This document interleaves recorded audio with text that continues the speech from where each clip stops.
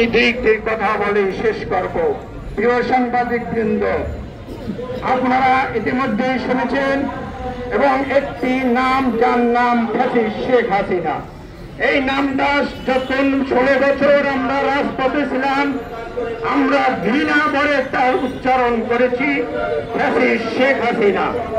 কিন্তু আজকে যারা আমরা এই রাস্তায় প্রতিবাদ করছি, তখন এই ভারতে পালিয়ে যে বাংলাদেশের বিরুদ্ধে যে ষড়যন্ত্র করছে, সে হচ্ছে ঘৃণিত এবং পচা এবং সবচাইতে বাংলাদেশের এই মুহূর্তে যার নাম নিলে মানুষ বলে যে এটা একটা গুনাহের কাজ।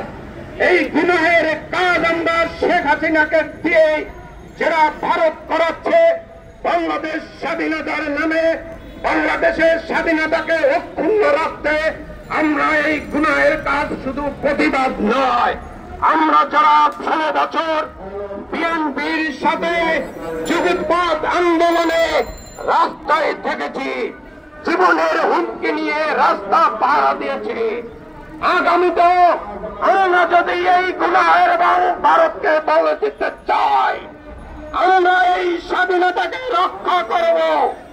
যদি জীবন দিতে হয়, আমরা জীবন দিয়ে এই রাজপথ বাংলাদেশকে রক্ষা করব। এটা বলতে চাই, আমাদের প্রতিরোধ চাই, এই বর্ডার দিয়ে আমাদের প্রতিরোধ করতে হবে। যে প্রতিরোধে এই ভারতকে সাহায্য করতে হবে। আপনারা আপনাদের দেশকে রক্ষা করেন, আমাদের বাংলাদেশের ব্যাপারে নাক গলাবেন না। কারণ বাংলাদেশ একটি স্বাধীন রাষ্ট্র, 30 লক্ষ শহীদের রক্তের বিনিময়ে বাংলাদেশ অর্জিত।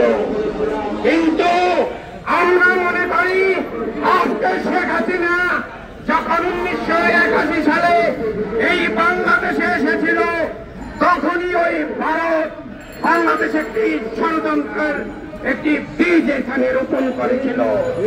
এই শেখ হাসিনার বীজকে আমরা 5ই আগস্ট উৎসব করেছি।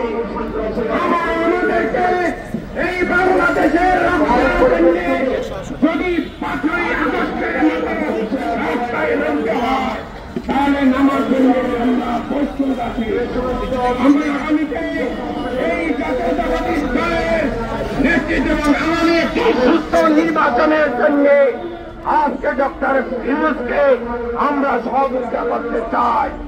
এই সহযোগিতা হবে এই রাজনৈতিক সরকার, যে সরকার হবে বাংলাদেশকে পরিচালনা করবে, তারেক জিয়া গঠিত 31 দফা বাংলাদেশের কাঠামো গঠনের জন্য।